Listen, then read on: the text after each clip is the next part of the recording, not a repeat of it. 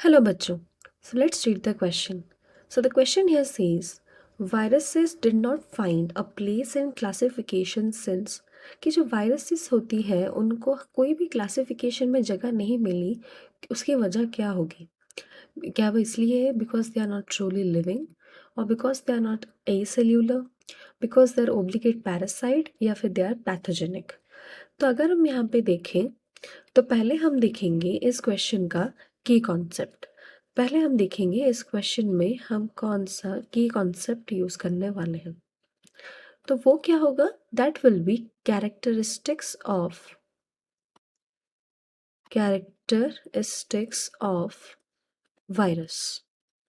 तो वायरस के कैरेक्टरिस्टिक जिसके वजह से उनको क्लासिफिकेशन में जगह नहीं मिली. तो अगर हम यहाँ पे देखें तो हमारे पास पहला ऑप्शन है they are not truly living. तो ये करेक्ट ऑप्शन है क्योंकि वायरसेस जो होती हैं वो लोग क्या होते हैं ना, ऑब्लिगेट पैरासाइट होती है. वो क्या होती है ना, ऑब्लिगेट पैरासाइट होती है. इसका मतलब कि आउटसाइड होस्ट, मतलब होस्ट ऑर्गेनिज्म के बाहर, जब तक वो होस्ट ऑर्गेनिज्म में नहीं जाता वो क्या होता है ना, नॉन लिविंग होता है in the outer world. Outer world में वो क्या होता है, वो नॉन लिविंग होता है.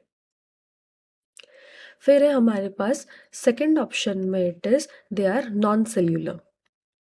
They are non cellular. तो वायरसेस जो होती है वो क्या होती है ना, नॉन सेल्यूलर होती है क्योंकि इनके पास कोई भी तरह का डेफिनाइट सेल या फिर सेल मेम्ब्रेन नहीं प्रेजेंट होता. सेल मेम्ब्रेन नहीं प्रेजेंट होता. इनका आउटर मोस्ट कवरिंग का नाम क्या होता है? That is capsid. कैप्सिड जो कि एक टाइप का क्या है ना, इनके बाहर का प्रोटीन कोट होता है, लेकिन उसको हम प्रॉपर सेल नहीं बोल सकते. नेक्स्ट है हमारे पास थर्ड ऑप्शन में इट इज़ ऑब्लिगेट पैरासाइट. तो ऑब्लिगेट पैरासाइट हम उनको बोलते हैं जो कि सिर्फ होस्ट के अंदर जाके ही क्या होती है ना, लिविंग हो सकती है या फिर सिर्फ होस्ट के अंदर जाके ही वो इन्फेक्शन कर सकती है. फिर रहा हमारे पास last option and that is our fourth option. वो हमारे पास क्या है ना, they are pathogenic.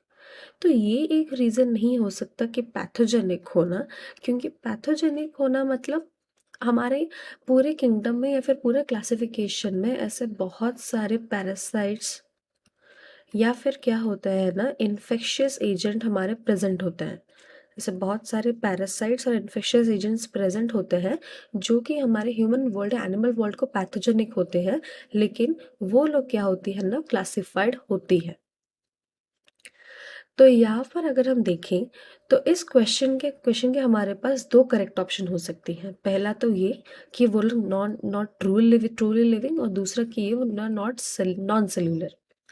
Truly living हम क्यों बोल सकते हैं? क्योंकि सारे क्लासिफिकेशन में starting from Linnaeus to Whittaker उनका मेजर कैरेक्टरिस्टिक था क्या ना, कि the cell must be living या फिर द एनिमल या the organism must be living.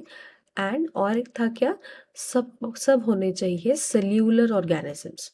मतलब सब में सबका जो कॉन्स्टिट्यूएंट है, बस सबका जो हमको पता है कि उनका basic constituent of life form cell होना चाहिए.